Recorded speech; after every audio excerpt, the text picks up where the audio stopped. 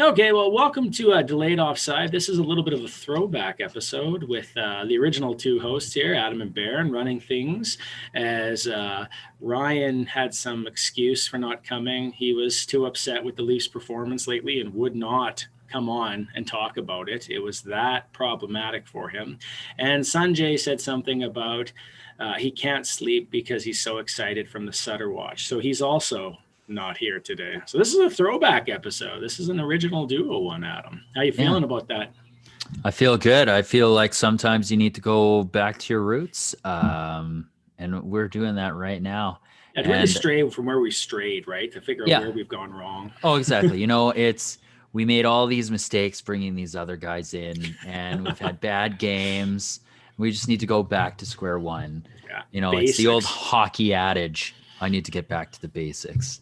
Well, for those of you that aren't aware, because there's probably only a couple of you that actually made the transition from podcast to video, which is we used to run this off of SoundCloud and off of iTunes.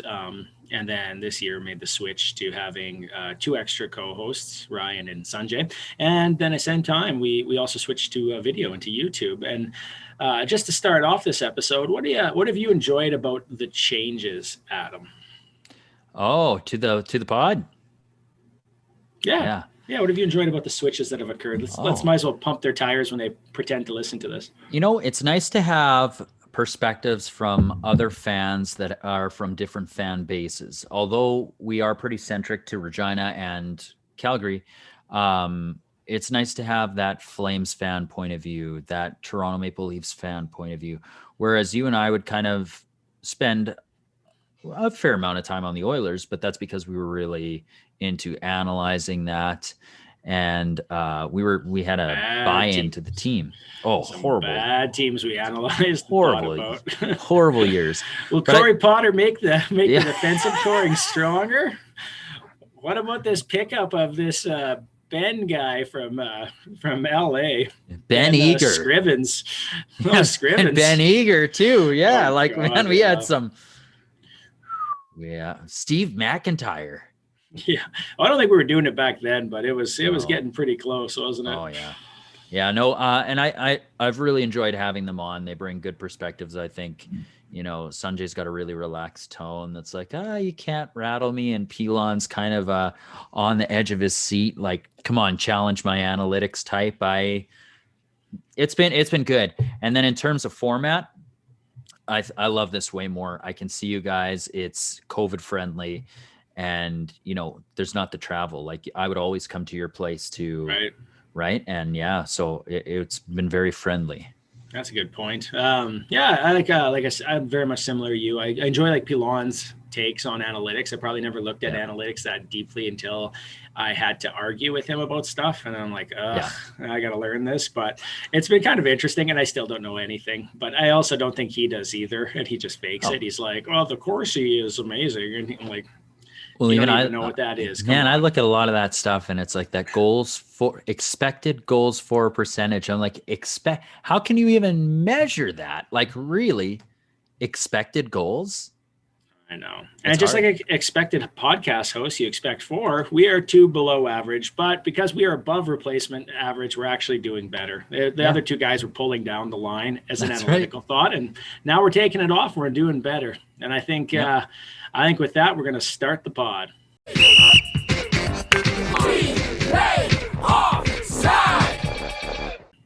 So big news in the NHL world this week is the surprise that came as a surprise to pretty much no one, with the Buffalo Sabres relieving head coach Ralph Kruger of his head coaching duties. Not only him, they've actually fired the assistant coaches, and they're bringing up, I believe, their AHL affiliate to help run the team coach.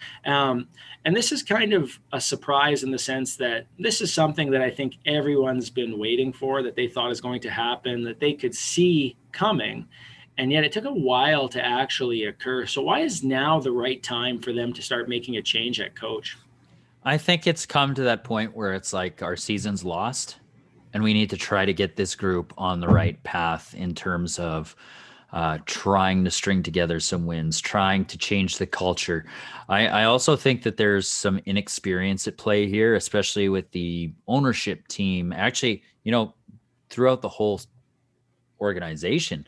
I saw a tweet by Jeff Merrick earlier today, and he's not one to really rip an organization, but he was like, this is got to be like pointing at inexperience across the board, inexperienced GM, inexperienced owner, inexperienced everything, right? Even like Ralph Kruger, this is like really his first coaching job besides the, Oilers shortened season that he was fired from after. Right. So It's interesting because the Pagulas are, they were, when they bought the team, this was heralded as a huge moment for Buffalo sports. Like, these people cared about the Sabres. That was the team that he grew up and loved, and he was going to spend to the cap. He was going to make this thing work. Right. And in that time, lots of bad contracts, different GMs. They even had, I think was it Tim Murray when they tried to do their McDavid run to try to like essentially tank for McDavid. Yep. Whenever somebody would play well, they were traded. And then all of a sudden, that didn't go well, and they fired him, and they brought in Botterill, and that didn't go well. And they've gone through several head coaches. It's interesting to me because all that fanfare, all that care that came out off the very beginning, it seems to have just dissipated into dust. Like, right. There is no faith left top down in this organization. None. And when you've got talks about trading, or being open to trading Jack Eichel, that's problematic. He's a cornerstone player. He's a number one pick in any other year without McDavid. And you should be able to build around that guy. And it looked like there was promise there, especially with his chemistry with, Sam Reinhart and Olofsson when he was in there last year as a rookie. And then you just bring in Taylor Hall. It looks like things are going to be even better. You bring in the veteran leadership of Eric Stahl. You've got Kyle Okposo. Like, really, it's a good looking team. They've got a young defensive core, which is what a lot of NHL teams are building with too, with like Dahlin, Ristolainen, like their goaltending duo, Hutton and Ullmark were looking okay. And like it now looks like trash. I'm going to give you some, like your comment there, like the team should be better and so forth. Right now, Eichel's out with injury. Yeah. But here's their starting lineup for the last game. So first line, Tobias Reeder, Eric Stahl, Sam Reinhart. Second line, Taylor Hall, Riley Sheehan, Tage Thompson. Third row with those six. Yeah. Third line, Victor Olofsson, Cody Eakin, Kyle Okposo. Fourth line, Jeff Skinner, Curtis Lazar, Casey Middlestat. Brandon Davidson, top pairing defenseman with Rasmus Ristolainen. Henry Jokakaru, I actually don't know how to pronounce that name. Sorry. You did it right. Did I? No, I don't know. Brandon Montador, and then Dahlin and Miller. So Dahlin, first overall pick, was supposed to become the next big defenseman. He's been saddled in that team. They signed Jeff Skinner to that long-term contract. Like guys like outside of Eichel clearly having an injury and his season being in question and his time in Buffalo being in question, Taylor Hall, Jeff Skinner who couldn't get any play time under Ralph Kruger. This team has not produced. Why have they not scored? Why has the scoring touch disappeared in this city? That's a really, really good question. That's very hard to ask.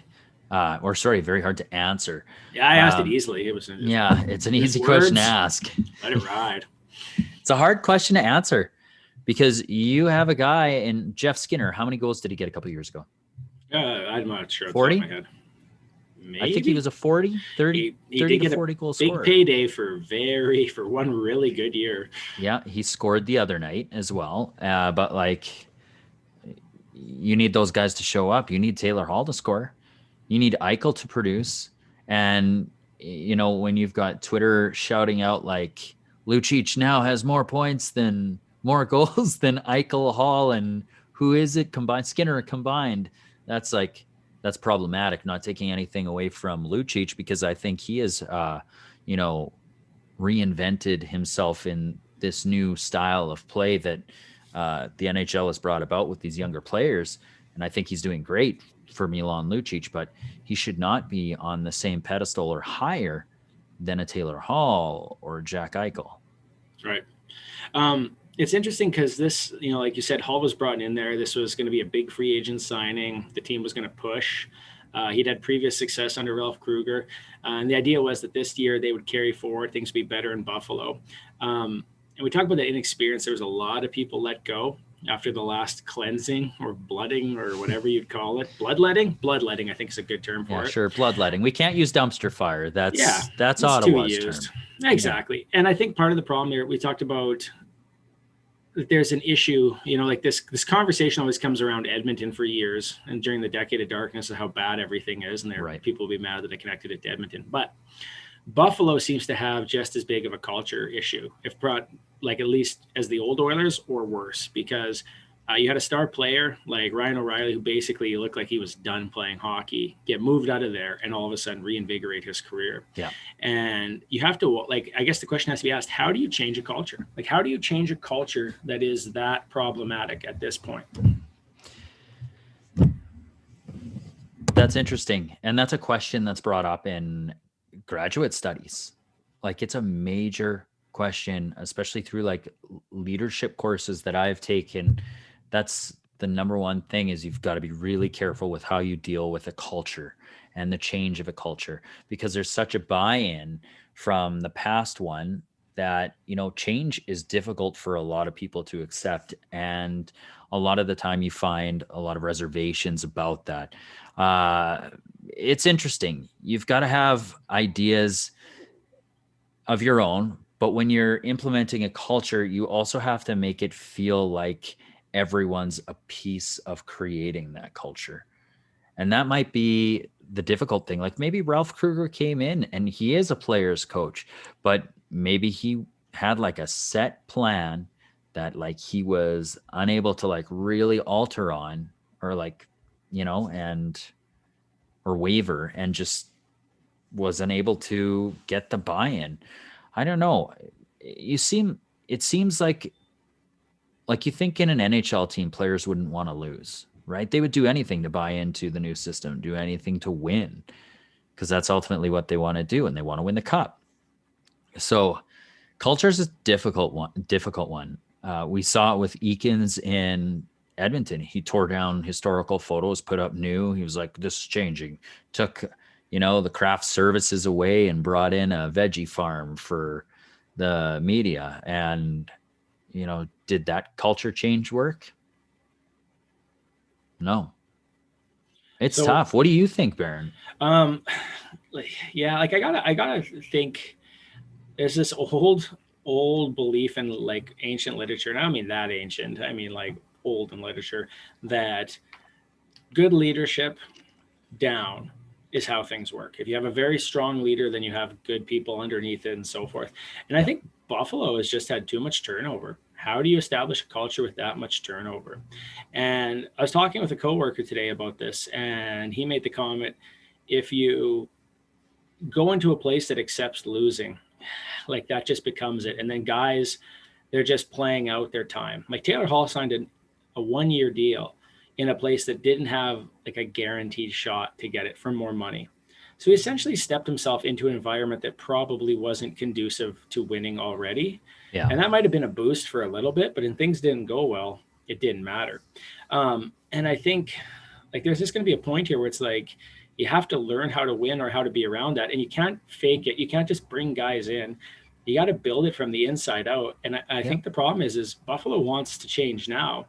And the truth is you probably have to build it at a grassroots level. You have to probably start building it in your AHL team and move up from there. And then surround those guys when they come up with guys who have that experience and that knowledge. But that's a long-term solution. And I don't know that Buffalo's patient enough to do that. They've never shown patience in anything. And that's really problematic when you're trying to do a cultural change. Yeah. So this team does have a lot of assets, at least now moving forward. Who do you think gets traded from this team, and where to, for what? I could see, I don't see them trading Jack Eichel. I do see them possibly shopping Taylor Hall. Now, the deal with shopping Taylor Hall is they would have to eat a good chunk of the salary they're paying him this year. Mm-hmm. And I don't know if they're willing to do that, but if they're willing to blow up the team it's something they might have to look at. And another player I thought of was Eric Stahl. Eric Stahl is a veteran leader who's won the cup, knows what it takes to get there, and I think would be highly sought after by a number of teams, especially in a third or fourth line leadership role. So he's been kind of connected to places once again, like Edmonton. Not necessarily that's where it's going to be, but also to Carolina again, which is kind of really rebuilt itself completely since he left. Actually, Oh, yeah. Do you think he has that much value? Like his numbers aren't great this year, given well, no one on that team is. But do you think he goes to another place, he actually is more successful? I think if he goes to another place, he is more successful. We kind of seen, you kind of saw the decline of Eric Stahl when he was in Carolina. Then they traded him. He went to Minnesota. In Minnesota, you saw his career like he found his game again, and he was scoring again. He was contributing again. And I'm thinking maybe if he's traded to a team that's winning, that could kind of reignite that flame and maybe get him back to where he's meant to be. You look at players like, Taves, for example, who's had those highs in his career and then had like production lows as well. Not really the worst of lows, like he's always fought back from it, but I don't know. To me, it's hard I would never really count out Eric Stahl. I just think he's too skilled, too good, and just too valuable with leadership. I gotta wonder how much COVID has played into all of this as well. It was a little bit of a jump away, but Yeah. I mean, this team got hit hard by COVID. And if you look at the teams that really took a kicking, Dallas, they have not recovered well. Like Dallas is not where people thought they were going to be. Buffalo's not where people thought they would be. I think San Jose had cases too. Yeah. There's a lot of stuff around there that's been really detrimental to these teams developing. And honestly, look at certain players, how much it's taken for them to recover, right? Like, do you James think Neal. that's one for sure. But like, do you think there's other people that are actually like, is this partially to blame for this, or is this still more than that? I think it plays I think it plays a part for sure. If a player gets COVID, that's first off, it's scary, but at the same time, it's got long-term effects, and we've seen that through the media as well. And people struggling with COVID fatigue or post COVID fatigue. So you got to think that that's got to be, playing a part. That's interesting. I never even thought of that actually, Baron. And you make a really great point. Maybe it is really dragging them down, and their energy level isn't quite up there, because haven't had COVID, thank God. I know people who have, and it's very much the symptoms that they had is very much like mononucleosis, which I have had when I was a kid. Right. And you are beat, exhausted. You're up for like a couple hours and your head nodding. So the symptoms that friends that I know that have had it have been like, I was up for 3 hours and I went to bed again. I just slept and slept and slept, like, and then you hear about the Stahl story, right? How it affected his heart. Like, yeah, exactly. No symptoms, but he's having heart conditions, or at least rhythm difference, I suppose. Yeah. And that is scary. And you got to think that there might be something to what you just said about COVID playing an effect in that. Although a team going on, what is it? How many games have they lost? 15? Is it that bad? They have so 11, few wins. 12? I can't even remember. Like, honestly, they're on a losing streak. I think it's 12-game losing streak. It's just, Ottawa looks like a dashing success compared to them. Well, they do right now for sure. Yeah. I think there's hope in Ottawa that things are going to get better. I can't say that there's hope in Buffalo right now. Like, that's the problem. Like, it looks absolutely dead right now, and that is a problematic incident for sure. Yeah. Well, not the only big news to come out of the U.S. when it comes to hockey. The actual other big story that really emerged in the last little bit was that ESPN has secured a deal for roughly, I'm not sure how many games, but I think it's for 4 years, or at least 4 of the Stanley Cups over I should know more than this, but I really don't.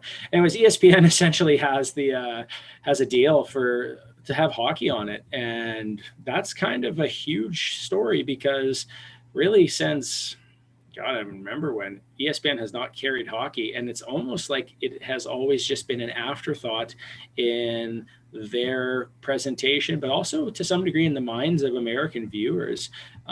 Why is this such a good thing to finally have happen, Adam? I think that it's good to broaden the horizons of hockey, especially in the States, in a country where Gary Bettman really wants to grow the game. And in that regard, there's people that subscribe strictly to ESPN, and they might come across it and find a like or love of the sport of hockey. You know, it's also interesting. I've watched a couple hockey broadcasts on NBC, and they're boring. Right. I'm interested to see if they maybe bring a more entertaining aspect to broadcasting. That's hopeful thinking, I think, but I think it'll be interesting. It'll be it might be a bit of a game changer, like when TSN had the rights to a lot of the NHL and Sportsnet signed its huge deal and virtually pushed TSN right out. Yeah. Right?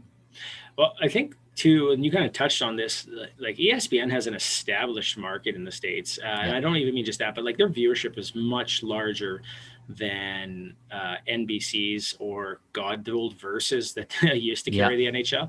But you look at it, if you look at it this way, there's like one of the things that's always pointed out is there are people that are going to have to talk about hockey now in the US that would not touch it with a 10-foot pole prior to this because they never had to. It wasn't a priority for them. Basketball, football, maybe something else, whatever they picked up. And now it's going to be hockey because it's actually, I looked it up here. It's a 7-year deal for 410 to 420 million. And that's only for a percentage like of the actual season. Somebody else, probably NBC, is going to pick up the other half. But you think about like if you have Disney Plus, you actually have access to ESPN in the States, right? Like that gives you some of that stuff. So you can actually have access to some of that content. But that includes it for hockey. And that's a big change there. And really? I think, I knew Disney's name was tied to it, but I Disney wasn't sure. owns ESPN. Wow. Yeah. God, they're a powerhouse. Yeah, it's true. They might as well sign us. Might as well get us something. Yeah, they're hard not to love. That'd be great. Yeah, calling games. Even WandaVision, which to me was like so at first, really good by the end. Unreal. Really unreal. Yeah. Actually, now let's just take this time to actually sewer Sanjay a little bit. Okay, so the Snyder cut of Justice League has come out. I'm sorry, I know this is a complete jump off. The Snyder cut of Justice League has come out, and Sanjay's super excited. He's been like, release the Snyder cut, release the Snyder cut. Now, here's the question I have for you. Sanjay adamantly admits that Batman versus Superman is one of his favorite movies of all time. It's great. It's fantastic. If it's so good, why haven't I seen it? Well, no. Why does he need to see this other guy's version of it, the original version of it? Like, I mean, if the one that came out in theaters was so good, why do you need to see this other version? Unless you knew that the one that came out wasn't very good. Is that what happened? Snyder shot the movie, got fired? No, he actually had I think his daughter committed suicide, and he had to step away from the project. Oh. And they brought in Joss Whedon off of having just finished basically working with Age of Ultron too. Okay. And so he wrapped it up with most of the photography done already and edited things and made the story. So it wasn't what the original image had been planned for, right? Right. And everyone's like, well, it's actually not a very good movie, which it's not. But Sanjay is like, no, it's amazing. It's fantastic. People should love it. It's different. Yeah. But then I'm like, why, if you love it, do you want this other version? Because you don't love it, Sanjay. You've been lying to yourself. That's just right. like you lied to yourself about the Flames. You've released yourself. Yeah, that's right. Sutter. It didn't work the first time, Sanjay. What makes you think it's going to work this time? That's right. Now we'll see. Just because he's got unfinished business. Exactly. Jumping back, now this will probably upset things. It's like one of the worst episodes we've ever done. But you grow the game in the U.S. How do you make Americans care more about hockey? than they currently do. ESPN's a good starting point. You're going to have access and viewership to it now. It's going to be something on TV. But how do you make people care? The only thing I can think of, and it's a bit ridiculous and far-fetched, is you do the Vegas approach. Vegas made their games a spectacle, especially in the playoffs for their fans. They showed appreciation. They had different acts there.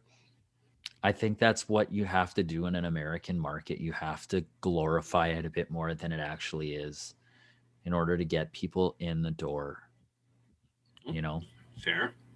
I think I'll go a little bit different. I think that's definitely part of it.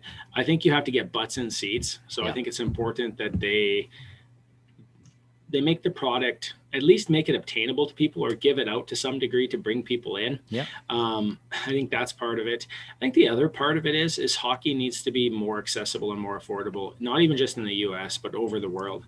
Yeah. You look at it, anyone can have a basketball. You can grab a basketball, I can pick it up and I can bounce, I can shoot it. I can have a soccer ball and I can kick it. I don't have to know crap about the game. I can do that. Yeah. But if I want to do hockey, I need a stick and I need a ball, or I need a stick and a puck. And if I want to do hockey, at least somewhat realistically, I need skates and cha-ching, cha-ching, cha-ching. Yep. And that gets very, very, very expensive very fast. It's a rich man's sport. And right. That's I sad. think that has definitely hurt it a lot. How do you appeal to people that are never going to have a chance to play this game?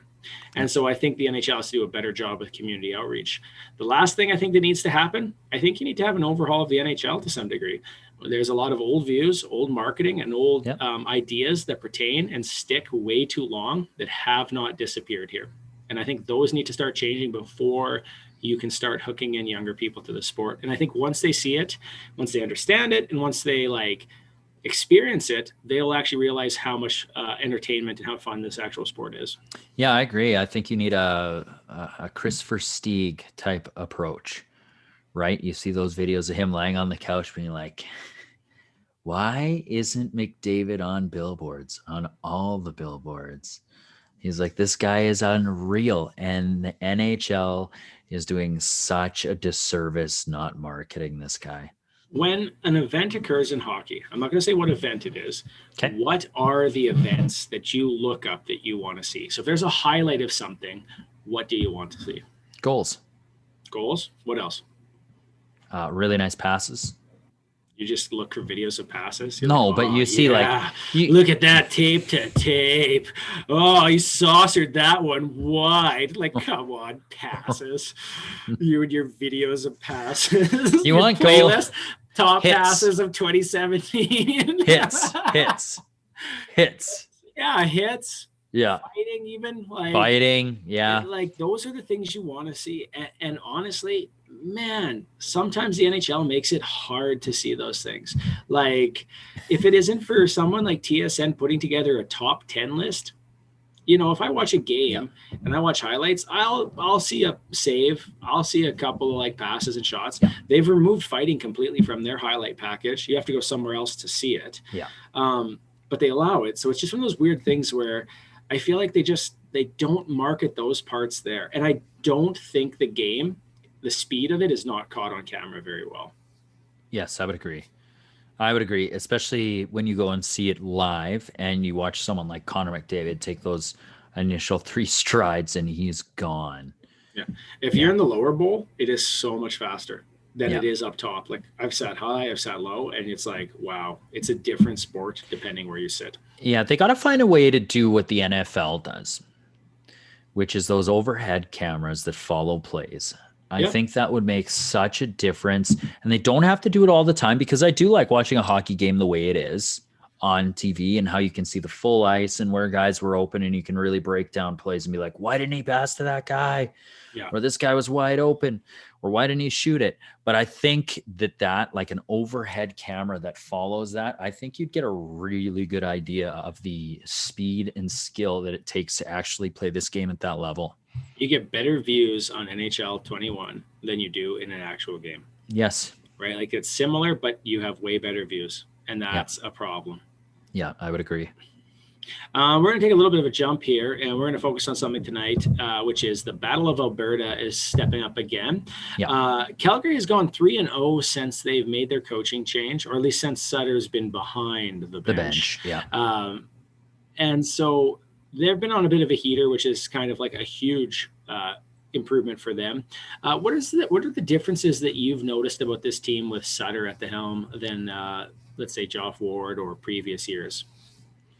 They're playing a harder game. What I mean is they're checking a lot tighter. They're not letting teams go to easy places. They're keeping guys outside. I noticed that even with McDavid in the last game. He was trying to make a move inside, and they didn't let him. I forget who he was up against, but they didn't let him cut inside. They're just a more defensively responsible, and it's not as improvisational, I guess you would say. It's more structured. So I would say that he's brought a more defensively structured game to Calgary. That being said, I don't think he's impacted the offense as much as you think. I think he's more of a defensive style coach. So they've got to really lean on the lack of goals and lean on their defense more. One of the things I've noticed, at least off the bat, is like I feel like this team hits way more more than they ever have. Yeah. And with some of their guys, that's a huge improvement. Getting them to do that is a huge improvement. Yeah. And at the same time, I feel like Markstrom's return is probably just as significant for this team as Sutter. And I don't say that that's all it is, because I do think Sutter will do it. But how do you know if this is not like, is this team good right now? Like they've won 3 in a row. Is this the coaching bump? Hey, we felt bad. The other guy got fired, so we're going to play our asses off. Or is this, no, we've understand this system. We're going to play like this now. Like, what do you think is behind this, and does it stay? I think we're going to find out in the next probably 5 games. It's too early to tell, because I think you're right. I think it is like we let our last coach down, Daryl Sutter's back. And I think his legend pumps them up as well. Right. Especially you listen to a guy like Milan Lucic talk about Daryl Sutter and the type of game they're going to be playing. He was excited. And, can you keep riding that? Can you keep playing like that? Or are you going to revert to old habits? So that's going to be tricky. One thing I do want to mention is, last game, did you notice Matthew Tkachuk? No, I didn't actually. I really didn't. You noticed a team, but you didn't notice Matthew Tkachuk doing his same crazy batshit stuff, right? No, the guy I ended up noticing the most was Noah Hannafin, because he seemed like he was bombing them. Like he was good. Bombing them. Yeah. And I would never say that about Noah Hannafin. Yeah. So you got to wonder if there was a conversation had about being an effective player, but doing it in a team structure and placing that energy in different avenues. Yeah, but it's weird to me, because like Tkachuk being upset, hitting guys, doing that crap, that is what makes him effective. I think the problem is that the team itself isn't built to really deal with the rest that comes with that, right? Like, he's going to drag you into a fight, but you're in a fight. Yeah. And I don't feel like Calgary is a team that wants to be in those fights sometimes, or at least they haven't been. Oh, I completely agree. I think he stirs, like he tries to get under the skin of his opponent so much that he lets it take away from the team, take away from kind of the goal of winning and being successful, that like he gets fully immersed in that. Yeah. And I do think, like, if you look at it, there's no way that Geoff Ward was going to be a better coach than Daryl Sutter. Like, Sutter has pedigree. He's got years of experience. He's a Stanley Cup winner. There's no way you don't look at that coaching change and say that that's not an improvement. The thing is that for like the last, 7-8 years, you look at Calgary on paper, and they look better on paper than the product has ever been. Yes. Ever. Yeah. Like, I remember years ago being like, that defense core is amazing. And they missed the playoffs. And you'd be like, what the hell? And it wouldn't do well. Or like TJ Brody, who's having a good season this year. He had an amazing season. There was talk, him and Gio, they split them up. Brody went to hell. Wasn't good again. And it was like, where did that happen? And there's always been this inconsistency that seemed to lag within Calgary. Yeah. And that's kind of interesting. And I wonder if Sutter is going to be able to kind of change that, because I think that is just as much cultural. That's why you have all this talk about trading Gaudreau, trading Monahan. But they're kind of at a weird precipice. Precipice. Thank you, because they've literally went down on a goalie. Ooh, that sounds bad. They really doubled down on a goalie, saying that they're going to have this guy for 6 years, right? You can't blow it up now. You have to go. No, you and can't blow it up. If you don't, it'll go bad.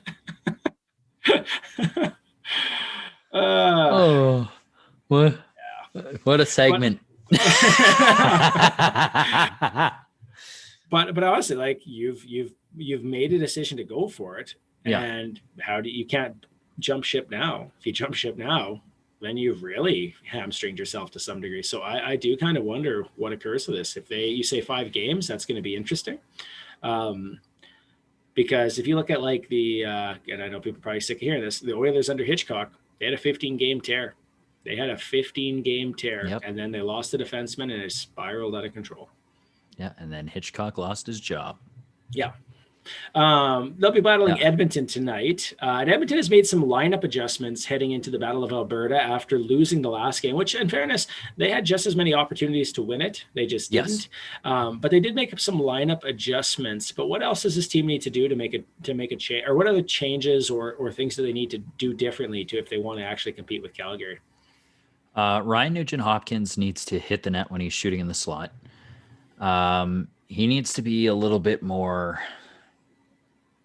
I don't know. He has been unnoticeable this year. Mm-hmm. And in a contract year. Yeah, and being noticeably unnoticeable, and you're Ryan Nugent-Hopkins, like, I think it's good that he's centering that second line with Jesse Puljujärvi. I think they've gotten a little bit of chemistry. Jesse Puljujärvi's been unreal to me. Even though his production hasn't quite been there lately, he's creating chances, he's hitting posts, he's going exactly where he kind of needs to be, which is around the net or in front of the net. Another adjustment I'd like to see is, and I know I just talked about him, but Jesse Puljujärvi in front of the net on the power play.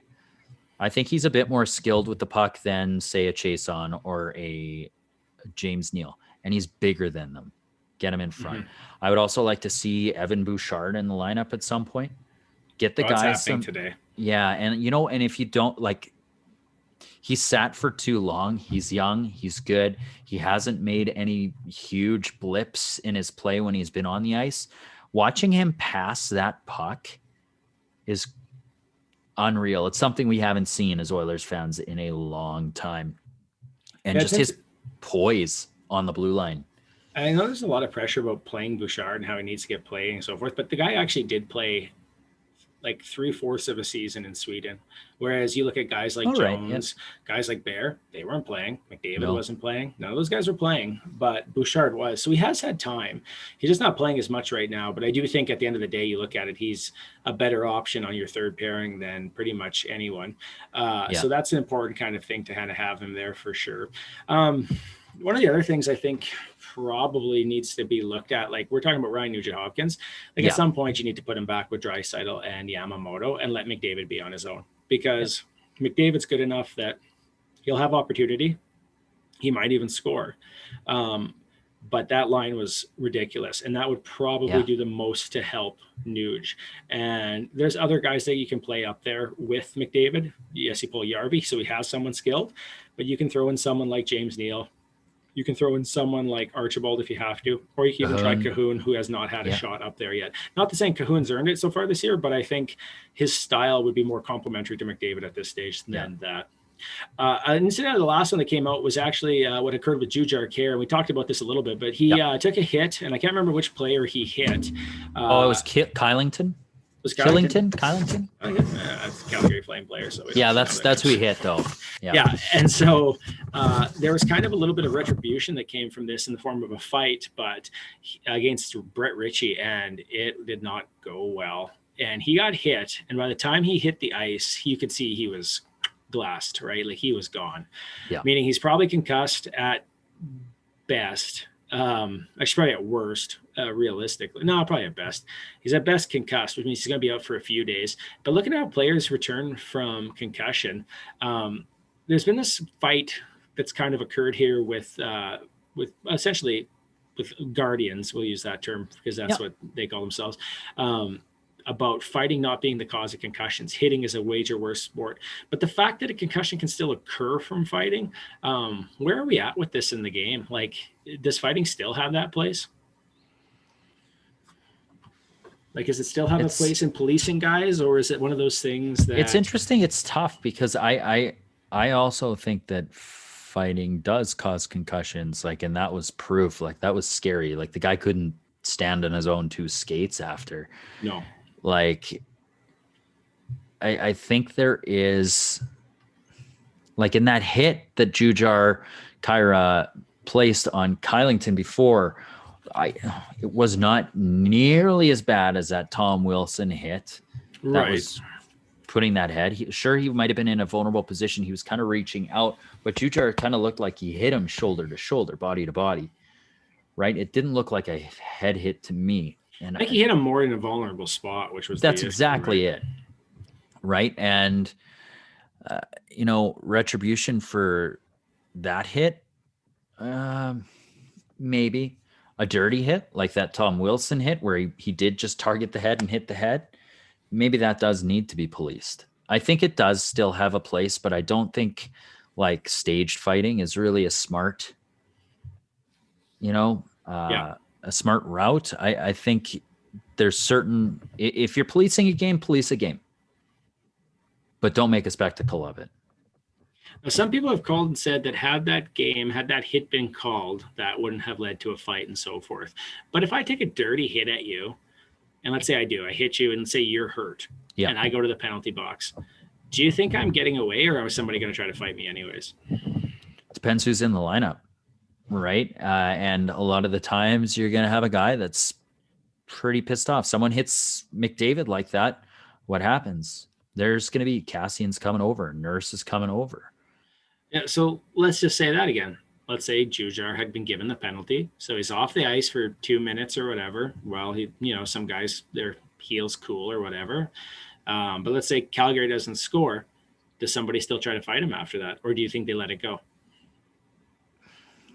That's interesting because then that's a momentum swing that they're trying to do for their team at the same time, right? Because they could easily let that go, I think, in a 2-minute penalty and, let cooler heads prevail. Maybe Kylington on the bench is like, no, it wasn't that bad of a hit. He came back. Don't. Exactly.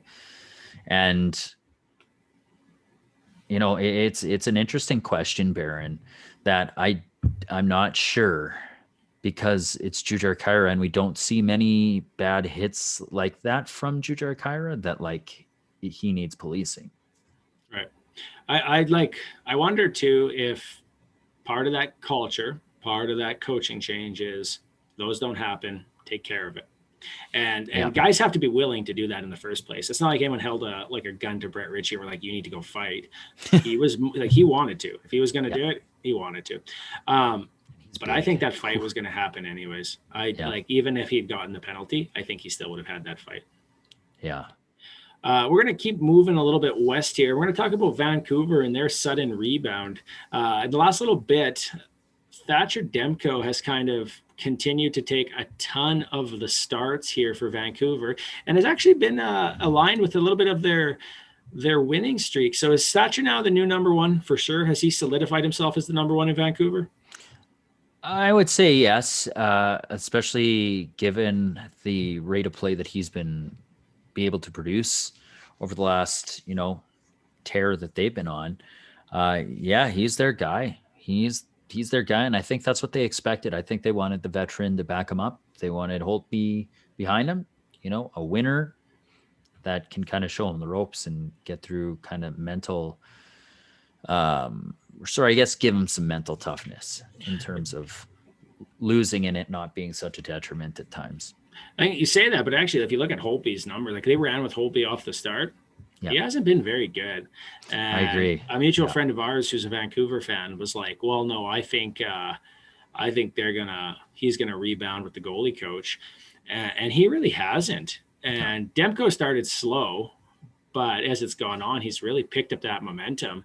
Like I honestly wonder what this means for Holtby, because I think this is a 4-year deal, is it not? Like, isn't he there for 4 years? I think so. I think you're right. And that would ultimately mean that they are back up for sure. But man, you're paying a guy for, like, if you're paying him a lot of money to be your backup. Your backup, that's a problem, right? Yeah. Whereas Demko, the last, like when they played the Oilers outplayed them. But Demko stood on his head. He looks good. To me, I would, I'm not hesitating saying that, like, he's their number one. But which leads me to the next question. When do they trade him? Because that's their MO with goalies. Well, he's RFA after I guess next season or this season. Sorry, after this season he's an RFA. But no, they only have Braden Holtby for 2 years, but it's $4 million. So there's a lot of contracts that are going to slowly start coming off the books here. But man, they're in a little tight at the moment. Like, there's some heavy contracts they still have to deal with, but still they actually do have some stuff opening up here in the next little bit. You got a good question there. They always do trade their goaltenders. So I don't know. They got rid of Markstrom. Well, he left more than got rid of. So Snyder, Luongo. I'm still paying Luongo though. Seriously? He's still on their books. He's still on their books for because I think they got cap recapture from him retiring. Good for him. So they got to pay. They have buyout history. Ryan Spooner's $1 million, and recapture penalty 2 years is $3 million for the next 2 years for Luongo. So that's a little bit there. So this team's kind of had a bit of a change in their schedule. They had probably one of the worst schedules to start, and now their schedule gets a little bit better. Do you think that this allows them to have a playoff chance, or is this team done? I think this allows them to have a playoff chance. They're not too far out. That's the wild thing about the North right now, is that those hot teams have cooled off and those other teams have started to kind of heat back up. Calgary and Vancouver are starting to climb back in. Vancouver just won tonight against Ottawa in overtime. And, they're looking like a contender. It's scary. It's coming down to the wire. It's going to be playoff hockey for the last half of this season. Every game's a playoff game, right? That's the other part. Because it's points you get or you don't, and it's not like if you play a team like if Vancouver is playing Florida and Florida wins, well, that doesn't help everybody else. But now, if Vancouver plays Ottawa and Ottawa wins, and they win, or they let Ottawa get to overtime like tonight, well, that doesn't help everyone else. Ottawa's a bad example. Let's say Montreal, like a team that's actually in it. So I think that's a big part of it as well. We're going to take one last look. We're not going to do the Northern exposure because I'm not doing what you tell me to do, Ryan, just because you write it in there as a note. You're not controlling me. I'm not editing this. Okay, we're going to do like two with the quick things here, which is, so there's a lot of talk right now about Toronto making trades. Like, this is probably the big story because I feel like most of the Canadian media, outside the fact that it is Toronto biased, really feels strongly that they have the best chance this year, given that two Canadian teams, or like a Canadian team, is automatically going into the semifinals. So I want you to make a case both why they should make a trade, or at least go for it this year, go all in this year, and a case why they shouldn't go all in it this year. So a case why they should go all in it this year, and a case why they shouldn't go all in it this year. Well, they should go all in this year because they've finally got a really nice balance of leadership, youth, and veteran throughout the lineup.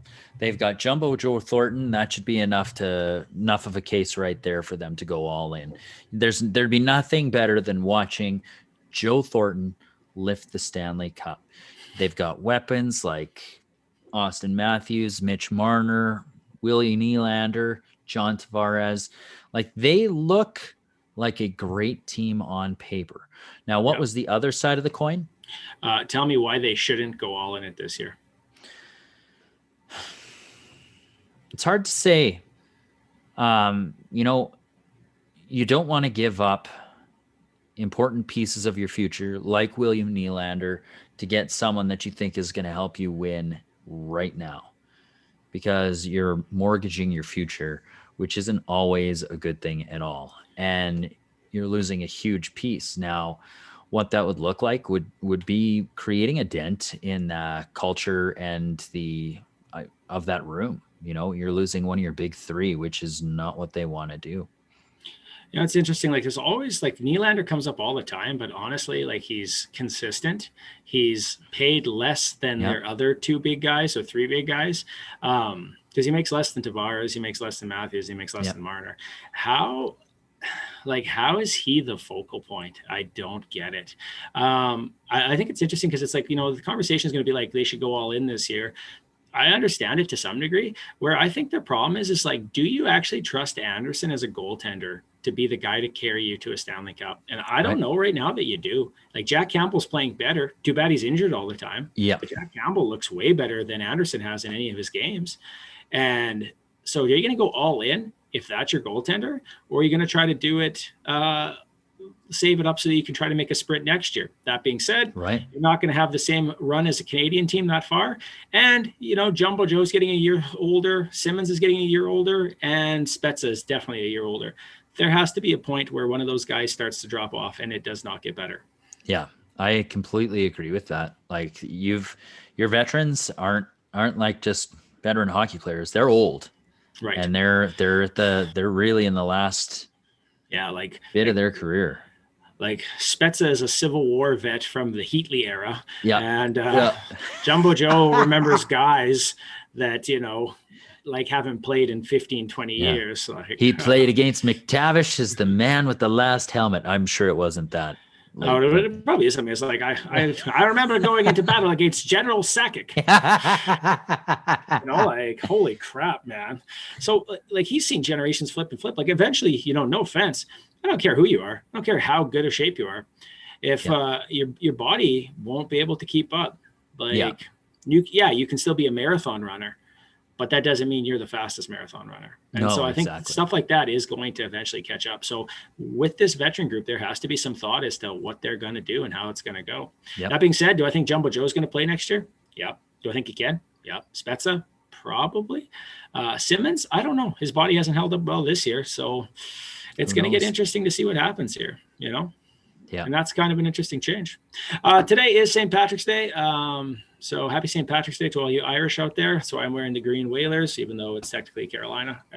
But I will say, give me a lucky item for each Canadian hockey team. We'll go back and forth. You do one team, I'll do the next one. So we'll start with Vancouver. Tell me what a lucky item or a lucky thing this year has been for Vancouver.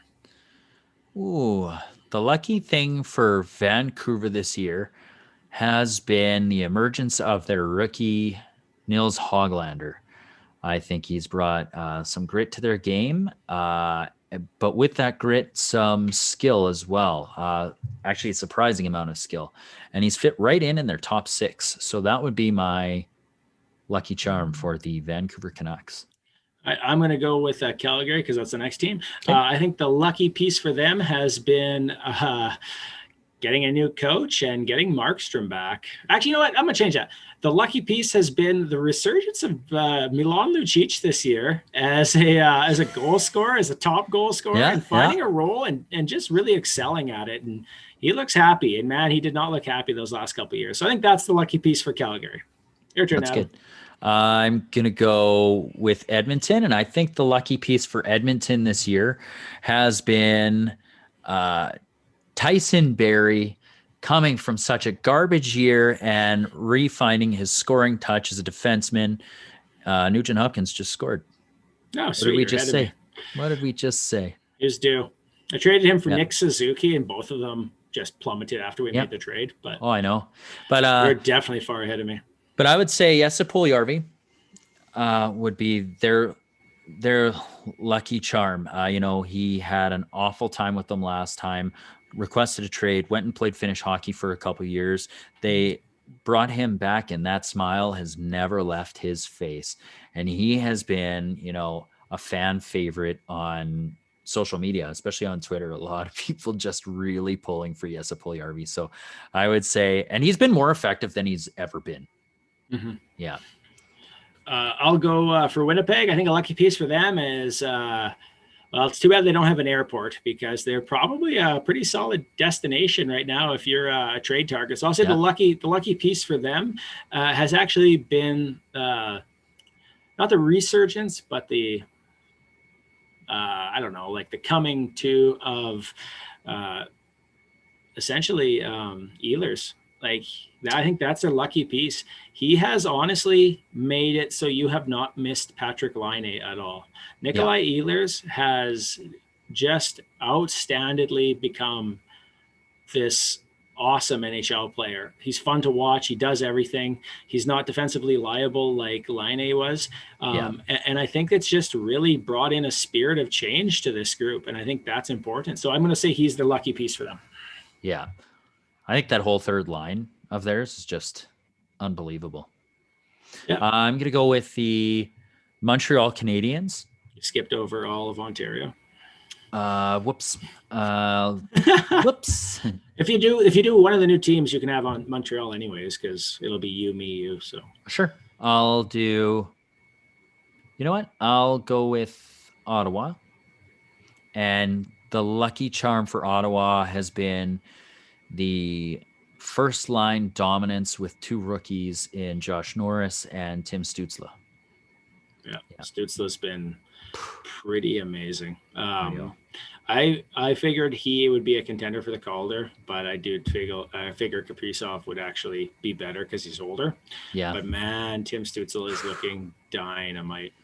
He's good. You have to imagine if you are LA, like you are hoping that your guy works out as good because Stützle is looking fantastic. I'm going to do Toronto, and I think their lucky piece. That's a good question. Actually, I'm going to go with the lucky piece has been veterans. Actually, they have had more production out of Joe Thornton, out of Spezza, even out of Simmons than I would have ever thought they did. I remember at the start of the year talking with colleagues about how they were setting up their power play, and my colleagues laughing about how that power play wasn't going to work. Well, it's been dominant. Yeah. Like it's been absolutely dominant because guys are doing amazing things. Yeah, and then we go to Montreal, and the lucky horseshoe there has been Tyler Toffoli and his ability to score goals, which is exactly what Montreal needed in the most desperate way. He's kind of found his game, the game he had when he was playing in LA a couple of years ago. You saw him and you were kind of questioning what was going on when he was with Vancouver because he wasn't that great. And then he came over to Montreal and he's been on a scoring tear.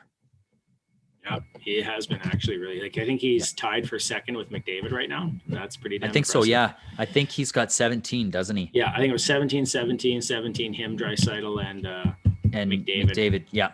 And they're behind Matthews, whose wrist is buggered, and so he is not scoring as much. So if you're going to pass him, now's the time.